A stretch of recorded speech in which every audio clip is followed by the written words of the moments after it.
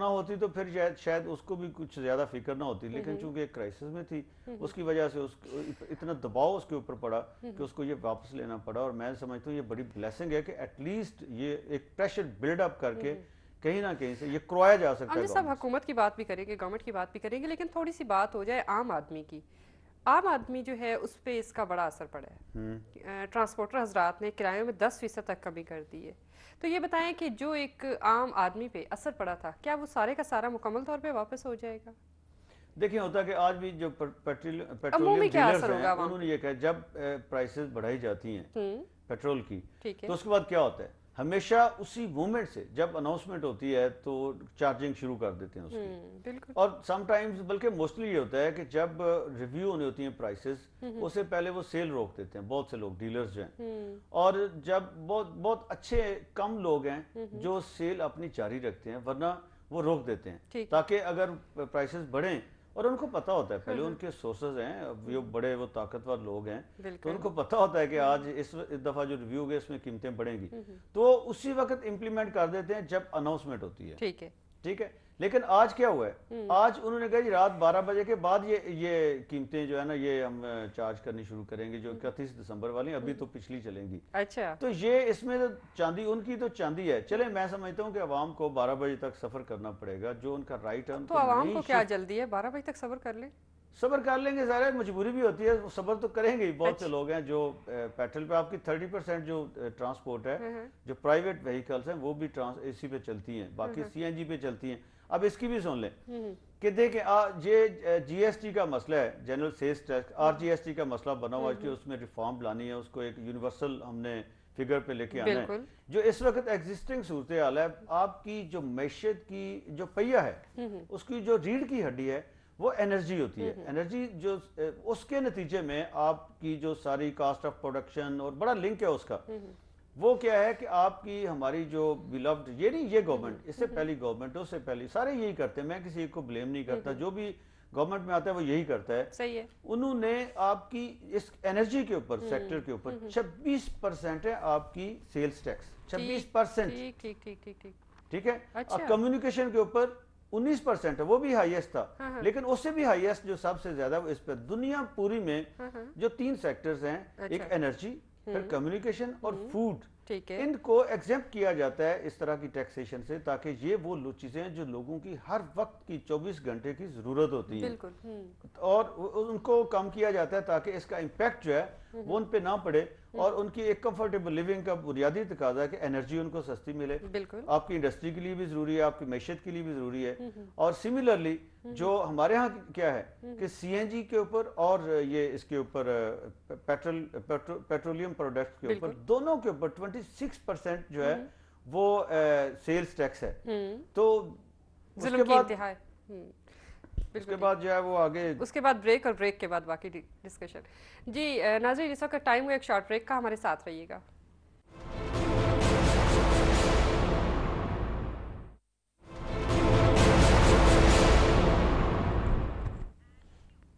Welcome back नाज़रीन। जी अमजद साहब, जब तवानाई बुनियादी ज़रूरत है और मईशत का पहिया इसी से चलता है, तो फिर ऐसा क्यों लगता है कि हुकूमत ने इसको कारोबार बना रखा हो?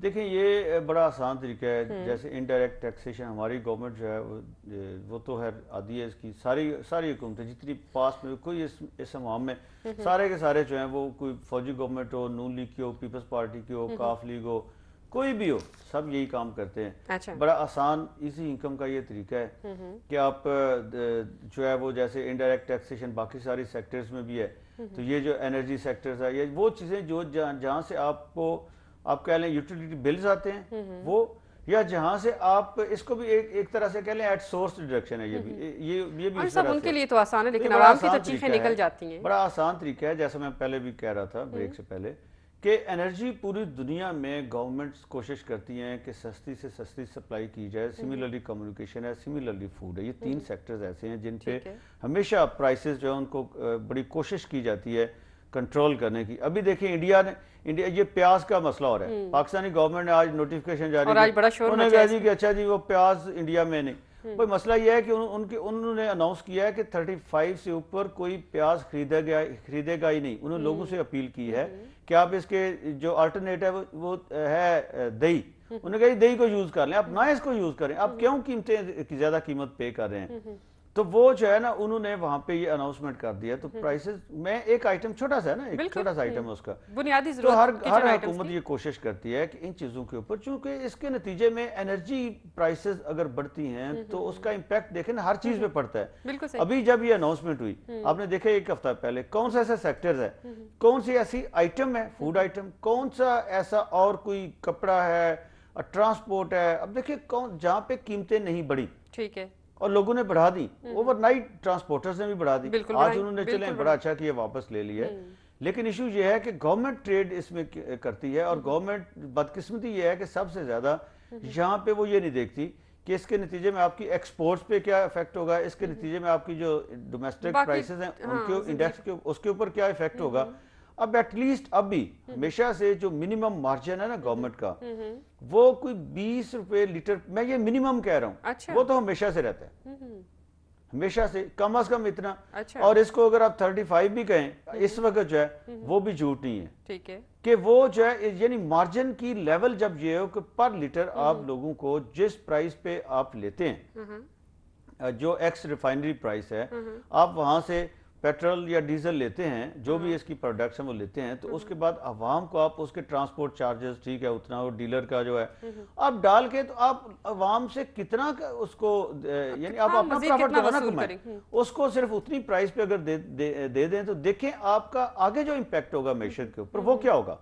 यानी जो पैसा इसके जरिए हम कमाना चाहते हैं वही इससे कहीं ज्यादा, कई गुना ज्यादा पैसा हम इसको सस्ता करके अपनी कॉस्ट ऑफ प्रोडक्शन और लोगों की जो लिविंग ओवरऑल जो उनकी कह लें कि जो उसकी कॉस्ट है लिविंग की, उसको रिड्यूस करके वही पैसा सेविंग, वही आगे इन्वेस्टमेंट, वही आगे अगर कास्ट ऑफ प्रोडक्शन कम होती है तो वही एक्सपोर्ट्स में, उसी से जो फॉरेन एक्सचेंज, ये तो इतना अच्छा साइकिल पता नहीं हमारी गवर्नमेंट क्यों नहीं करती। लेकिन अमीर साहब वज़ीर आज़म ने तो कहा था कि कीमतों का तयन जो है वो मुतहरक मैकेनिज्म के जरिए किया जाएगा।